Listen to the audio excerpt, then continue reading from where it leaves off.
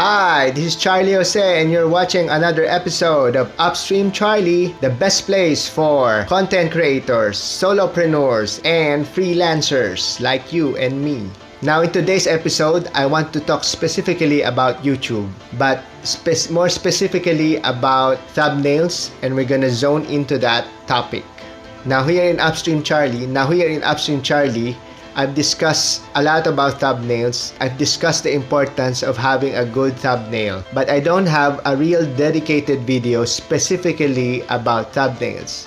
So here it is. I'm going to teach you the hows and whys of clickable YouTube thumbnails. So in today's video, I'm going to share to you 5 guidelines in creating awesome thumbnails that gets noticed and views. I hope by sharing these guidelines or framework, you're gonna be able to replicate the same results in your YouTube channel, but also in your other social media channel platforms as well. So you can really maximize those thumbnails and get more views, more likes, and hopefully additional subscribers to your channel as well. Because this episode is gonna be awesome. But before we dive into this video, let's segue into this first. Since you're most likely a newbie or trying to find a budget setup, may I suggest you watch these videos.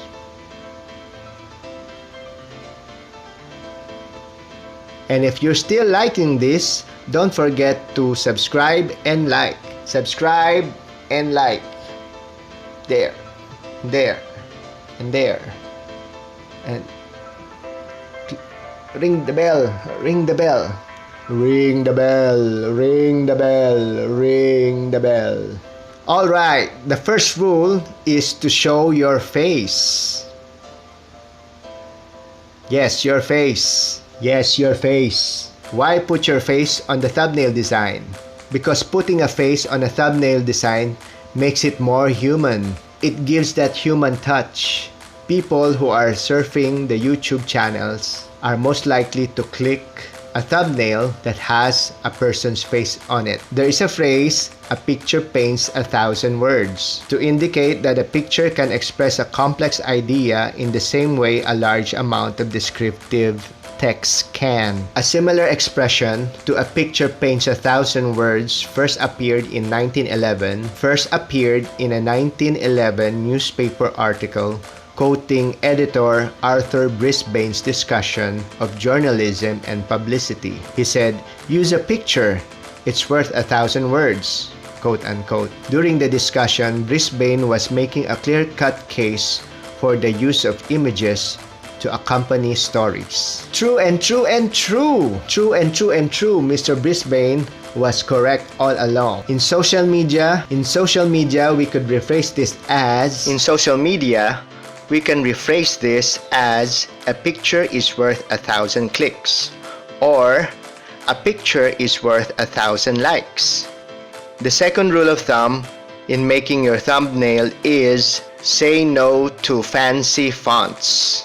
Yes, say no to fancy fonts. Don't use fancy fonts not unless it is readable on your mobile phone. However, simple readable fonts are always the best, and it is more visible on mobile phones. The third rule of thumb, keep it simple.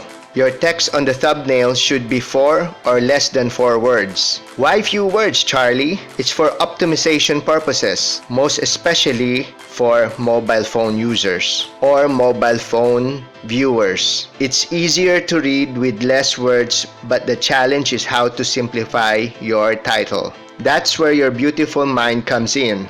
I can only do so much in this channel. And don't cram too many images in your thumbnail, like this, and this, and this. The fourth rule of thumb, keep your titles and text on the left-hand side while your photo is on the right, like this. Why? Because people read left to right. It's basic psychology. Plus, there are stuff on the right side from YouTube, like the timer, that's cramping up my style and your style. The fifth rule of thumb is bigger is better. Bigger is better. A lot of people use mobile phone to surf the internet and do social media. In fact, in the last market research, mobile phones or smartphones are the #1 device used to surf the internet and do social media. You also have to consider the size of the mobile phone, because if you do it right with the mobile phone, you're gonna be all good to all devices like tablets, laptops, desktops, and smart TVs. Because if you don't,